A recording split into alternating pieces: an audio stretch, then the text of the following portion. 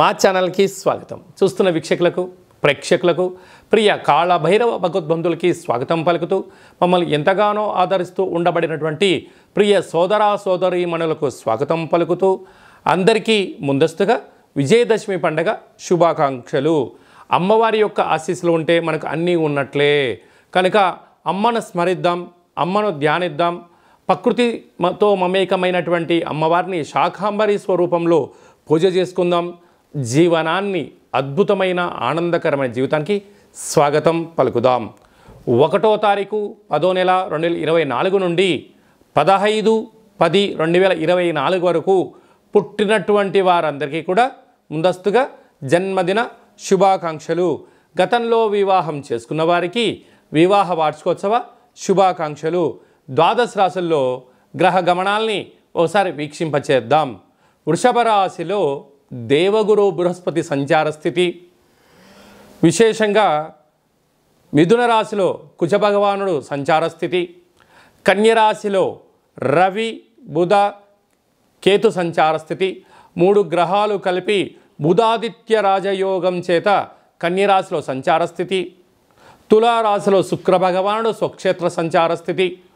కుంభరాశిలో శని భగవానుడు స్వక్షేత్ర తిరోగమన సంచార స్థితి. మీనరాశిలో రాహు సంచార స్థితితో ద్వాదశ రాశుల్లో గ్రహ గమనాలు ఈ విధంగా ఉన్నాయి.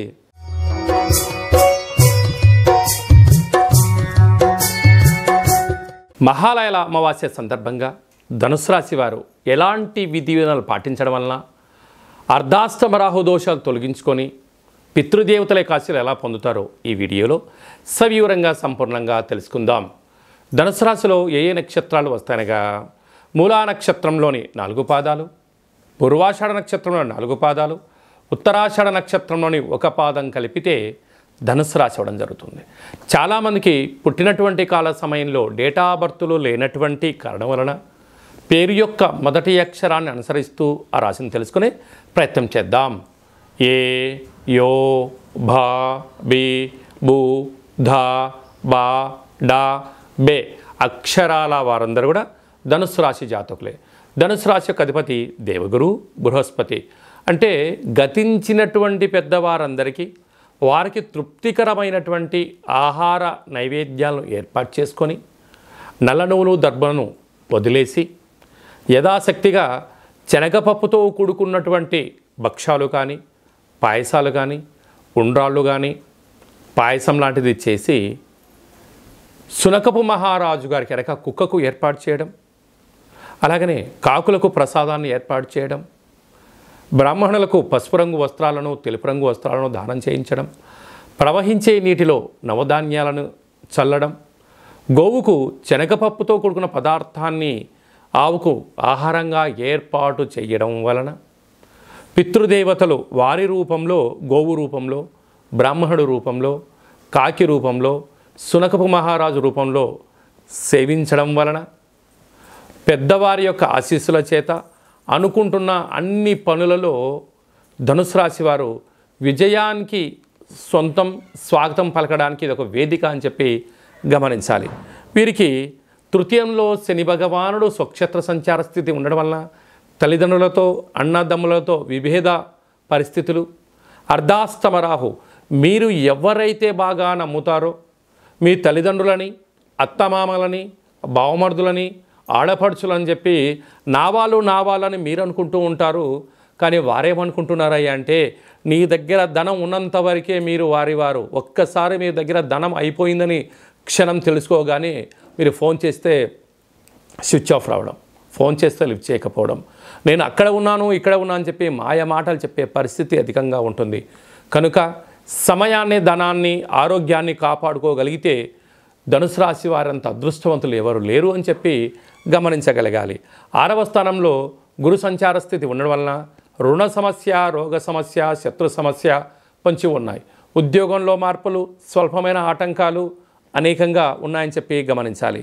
సప్తమంలో కుజుడు సంచారం చేయడం వలన భార్యాభర్తల మధ్య, ప్రేమికుల మధ్య, దూరవాయు ప్రయాణాల మధ్య అనేక అవరోధాలు పొంచి ఉన్నాయి. నమ్మకమే జీవితం. నమ్మకం లేని చోట భార్యాభర్తలు ఉండలేరు, ప్రేమికులు ఉండలేరు, పార్ట్నర్షిప్ జీవన విధానాన్ని పొందలేరు అని చెప్పి కూడా గమనించగలగాలి. కనుక మీ జన్మ నక్షత్రం రోజున పూర్ణిమ అష్టమి తిథి యందున దూరావాయు జల ప్రయాణాలు పెట్టుకోవద్దు.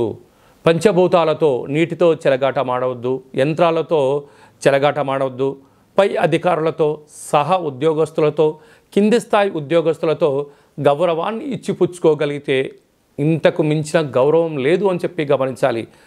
కింద స్థాయి వారు కదా అని చెప్పి నోరు జారారా, ఆ తదనంతమే మీ శత్రువులు మీరే తయారు చేసుకుంటున్నారు అని చెప్పి తస్మాత్ జాగ్రత్త ధనుసు రాశి జాతకులు అని చెప్పి జ్యోతిర్విజ్ఞానం తెలియచేస్తుంది.